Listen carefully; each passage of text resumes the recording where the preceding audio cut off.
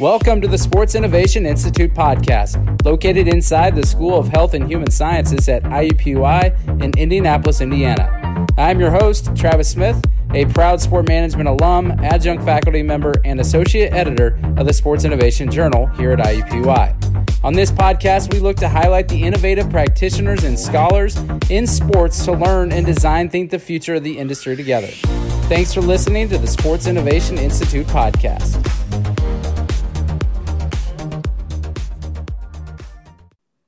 Thanks for listening to the IUPUI's Sports Innovation Institute podcast. Today, I'm joined by Dan Gavitt, Senior Vice President of Basketball at the NCAA. So, Mr. Gavitt, thanks for being on the podcast with me. My pleasure. Well, so we are based here at IUPUI in Indianapolis, actually share a lot with the National Collegiate Athletic Association, for those that aren't aware. And so it's pretty unique. Also, that IUPUI is going to be a host for this year's tournament. And so my first question is really, why Indianapolis? I know that it was already going to be the site of the Final Four. I'm guessing that played into it. But what about Indianapolis maybe made the most sense for trying to put something like this together this year?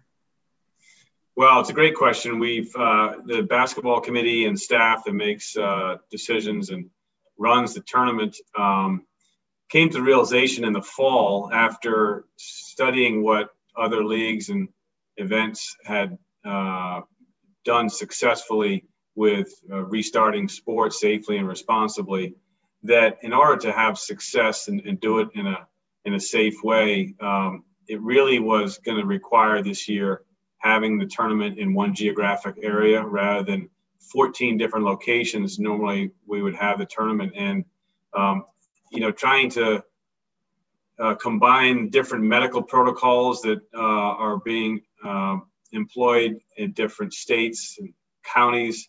That was just going to be really challenging to do in 14 different locations, not to mention the risk around travel. So the first decision was one geographic area. When the committee made that, and knowing that we were going to end the tournament here with the Final Four in Indianapolis, it just became probably the best option to consider, having the entire tournament in the Indianapolis area. And then we had to set out on whether logistically we could make that happen. First and foremost, working with the state and the county and city of Indianapolis to come to agreement on the medical protocols that would be required to do it safely and responsibly. And then, of course, lining up competition venues, practice sites, and the lodging needed to accommodate 68 teams during March Madness. And once we were able to get all of that in place and get the assurances we needed with the community support, that was when we were able to announce, confirm in early January that indeed the entire 21 March Madness would take place in Indianapolis and the surrounding area. Yeah, and you all being located here as well, I'm sure that can help with your staff demands and things like that. You kind of hinted that the logistical travel issue would be very crucial and obviously easier being in one location, but how is that travel into the city? So say the teams find out they're going to be in the tournament, how is that expected to work as far as getting into the city? And then are they staying in Indianapolis area, or will they be staying closer to maybe the host sites like an IU Purdue outside of the city? Yeah, so travel in will be the way it is in a normal year by either aircraft charter or bus charter, depending on how far away an institution is from Indianapolis. 350 miles is our cutoff of bus transportation or aircraft travel. Of course, we'll have that done in a very safe way, actually with some additional buses and large body aircraft to be able to maintain 6 feet of physical distancing needed in any mode of transportation into Indy. And frankly, it's a little bit easier in some ways to arrange the travel in, because normally we're sending teams, like I said, to 8-9 different sites in the first round and first four. Now they'll all be coming at least to the same destination. So in some ways, it's a little bit more easy to arrange that.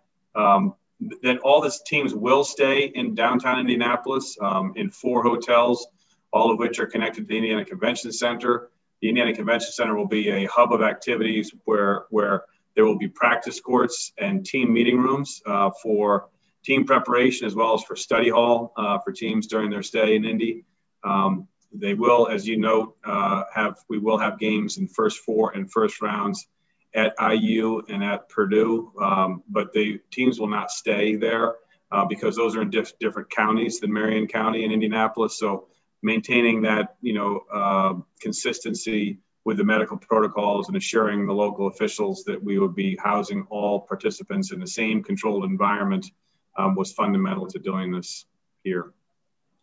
Yeah, so you kind of mentioned, and I mentioned before that IU Purdue are definitely hosting schools and sites. Can you just, for those that are maybe haven't heard yet, who are the other host institutions as well as the venues? Because a couple of them I think are hosts, but not on their own on-campus venue. But can you kind of share the other ones? Sure. So the four other competition venues are Lucas Oil Stadium. There will be two courts in Lucas Oil Stadium, although we'll not use them at the same time, of course. But there will be two court setups in Lucas Oil. We will play games on both. Hinkle Fieldhouse at Butler University, Bagley Fieldhouse, and then Indiana Farmers Coliseum on the State Fairgrounds are the four Indianapolis area competition venues. And the host institutions and conferences besides Indiana University and Purdue University are Butler University, IUPUI, the Horizon League, and Ball State University.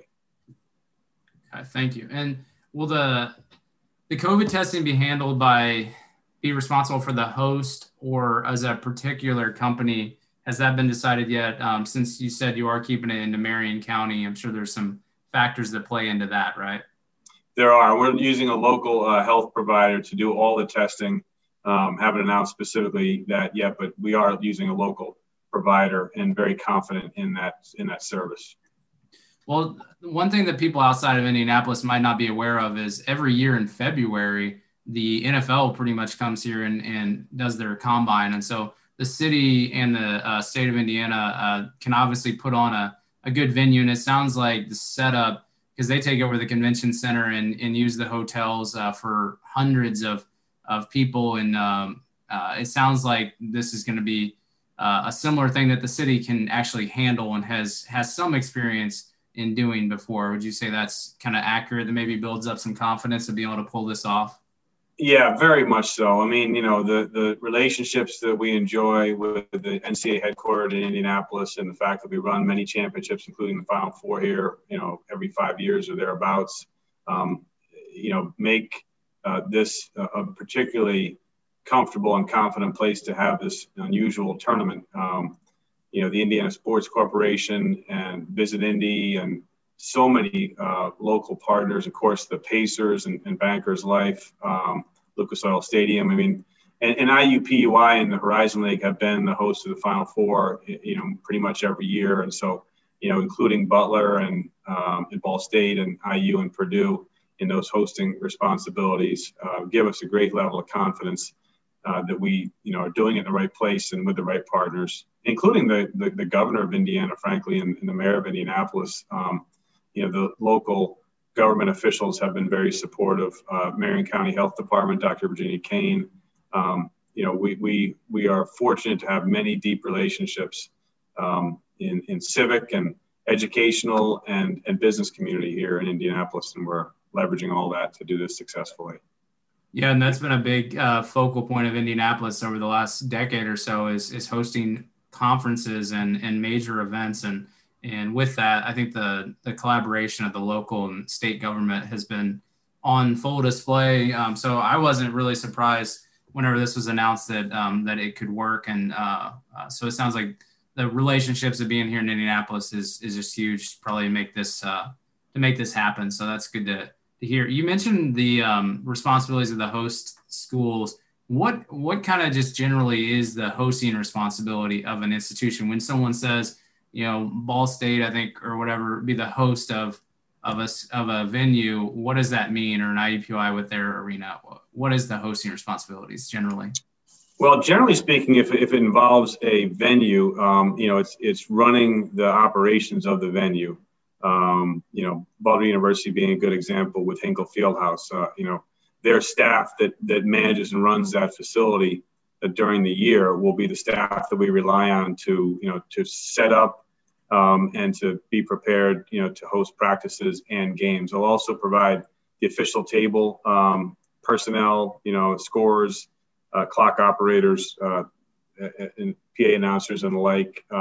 So it's staffing largely, it's operations based as well. And it's just, having the confidence of partners that, are invested in many ways in doing things in a first-class manner, as they do every day of the week and every month of the year. So it depends, depending, like Ball State, for example, will be the host at Bankers Life Fieldhouse. So they'll have the responsibilities there. But of course that will be integrated with the Pacers organization and staff and Bankers Fieldhouse staff. So it depends a little bit on what facility, is being utilized as to the depth of the hosting responsibilities. But that gives you a thumbnail sketch at least. That's great.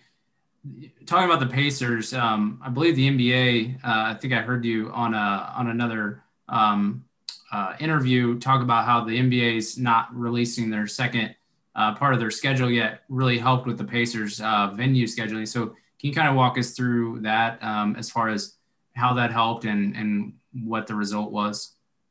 Yeah, incredible partners, Rick Fuson, Mel Raines, the ownership of the Pacers. We knew that the Bankers Life Fieldhouse would be a perfect location for a number of March Madness games, as it is almost every year, first and second rounds or regionals.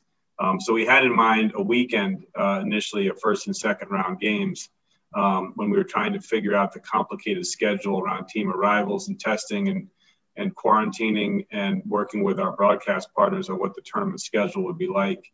And when we kind of started to narrow that focus, it became apparent that the regional weekend would be another opportunity where we wouldn't need too many facilities, but we'd like to highlight some here in Indianapolis if possible, and make it equitable as much as possible, as to where those games will be played.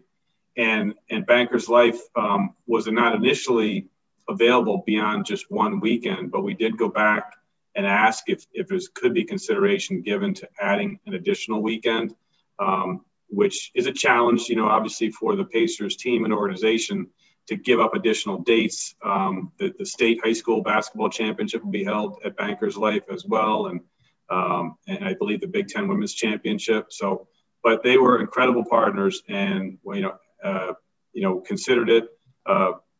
Discussed it with the NBA schedule makers to see if that could be arranged and still have dates, plenty of dates available for the Pacers, which they will, before and after and both weekends, and came back and said that they're willing to do it. So huge plus for the tournament to be able to have Sweet 16 games in Bankers Life Fieldhouse along with Hinkle Fieldhouse, and really special thanks to the Pacers organization for making that happen. Yeah, it might have been easier for them to be willing to be flexible with their schedule by not having fans at their games too. That they seem to be doing good on the road or at home. They're off to a great start.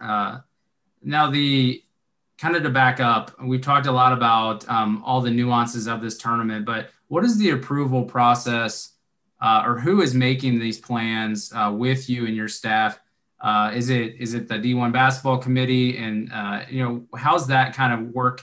And who all has to be kind of included in that as far as the NCAA's standpoint? Because obviously the local government is a huge piece of it, but you're trying to keep it as probably functional as possible compared to past tournaments. So I'm guessing the same people are included, but what's that kind of look like just from the inside?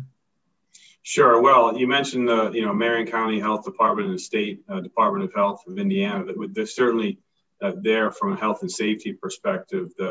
The go-to, right? We have everything that's cleared through them, explain all of our planning, and make sure that we're in agreement with how we do this with health and safety as the primary factor. Outside of that, then yes, it's very much the Division I men's basketball committee working with the basketball staff at the NCAA, some of the senior staff here as well. That's who the decision makers are in managing the event on top of selecting and seating and bracketing the field as well. So I'm wondering if watching it on TV, if many people will even be able to tell that this is all just happening at one spot. I think it sounds like you're going to be able to keep it from a spectator side of things is pretty much used to what we're generally used to, because the dates are starting to line up and looking like everything hopefully is going to be the schedule that you planned. Is that what you all would find successful as we get through this, and you almost cannot even tell it was all hosted in one city? Yeah, it's a good question. I don't know if that's a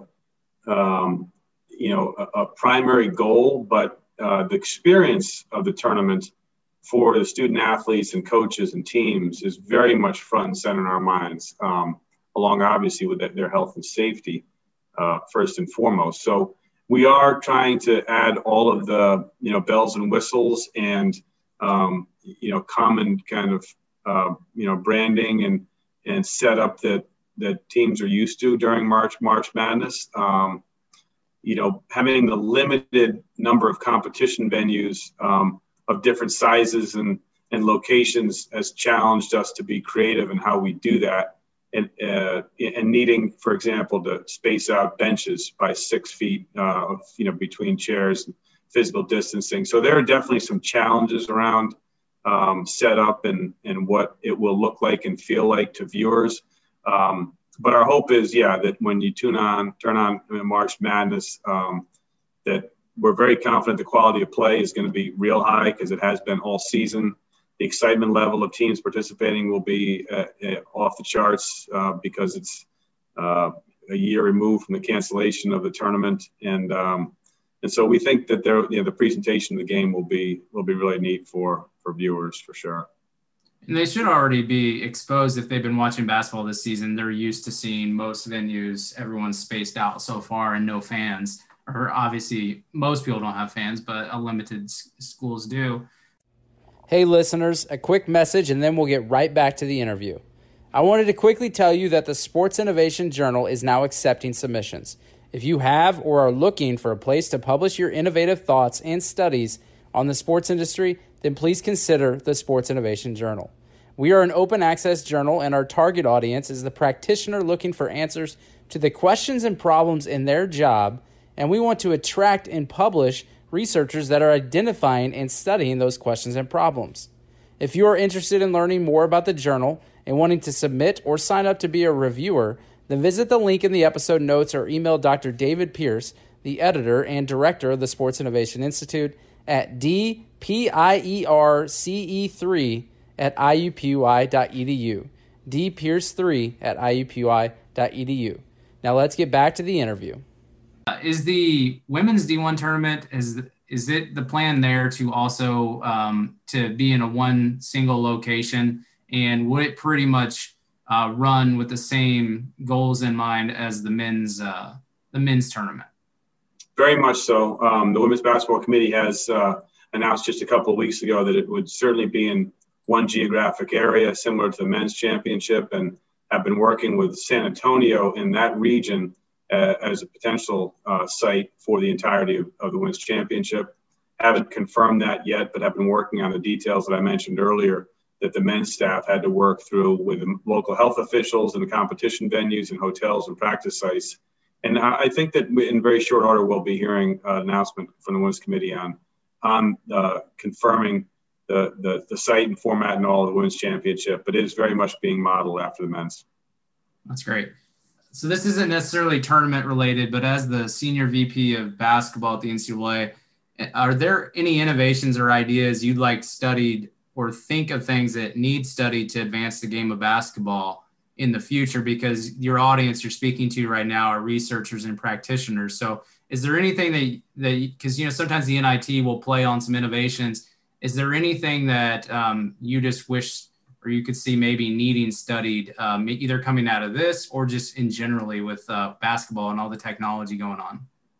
Well, I'll start with this year's tournament. I think I'm curious myself, as to some of the things that we're doing differently in this year's event, and whether there's any application or consideration that should be given to permanent change around that, whether it be the days of the week that the tournament is being played, some of them being slightly different than in normal years, travel considerations, bracketing considerations, certainly health and safety considerations, even post-pandemic. Are there things that we can do, to further enhance the health and safety of student athletes playing in the tournament? So I think that there'll be some learning that will come of the modification we've had to make to the format and tournament experience.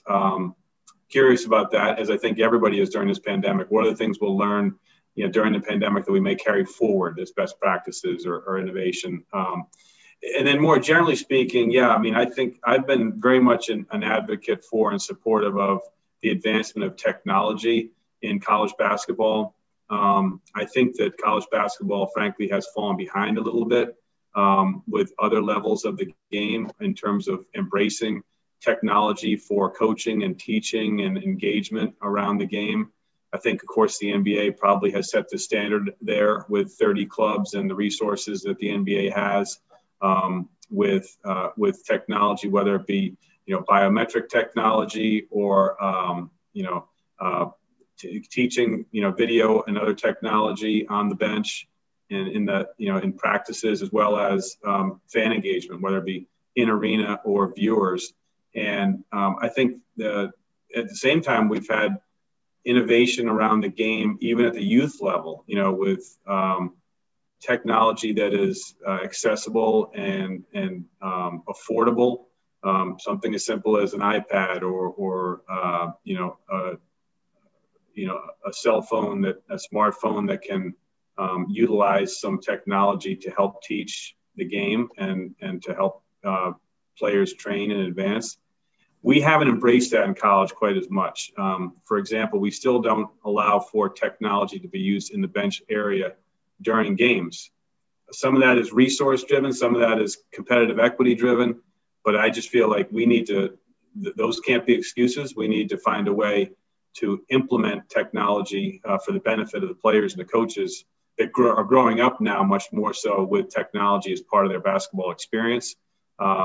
And I think we're going to get there. The pandemic has slowed that maybe a little bit this year, but we have introduced, just as you mentioned, through the NIT experimentation the last couple of years, live stats being available on the bench rather than paper stats and kind of advanced statistical, modeling and that can be used on the bench area. The next step is video, I think, accessing live video taped on the bench. So when a player checks out of the game, a coach can sit with him or her and say, hey, this is what the set was our opponent ran, and here's what you didn't cover, as we had talked about during practice. So things like that I think can advance players' experience and their, development in the game. And we're anxious to continue that effort forward soon. Yeah, you're seeing some of that with NBA, but also the NFL and their Surface tablets on the sideline, and they've explored video, haven't gone full video yet, but they did test that in preseason a couple years ago, and so it's obviously coming, and the innovations keep coming, and so that's some great insight for our audience of what they might want to start looking at. How important do you think it is for administrators and committees working through this to become innovative and not too caught up in business as usual and really accepting innovation and just thinking differently when you're trying to put something together? Well, I think it's critical. I mean, it probably is even under normal circumstances, but I think that's been highlighted during this pandemic is, the disruption to best practices, to business has been so significant, depending on what business it is, that we've had to think more creatively and innovatively across our world, and college athletics is no different than any other business from that perspective. We need to consider what we've learned and how we need to do things more effectively and efficiently going forward. And I've had the time to study how that's been done effectively or not. And I do think because of the financial disruption as well, that we'll be required to do that going forward, as to how we get a little bit more cost effective and efficient in how we conduct intercollegiate athletics.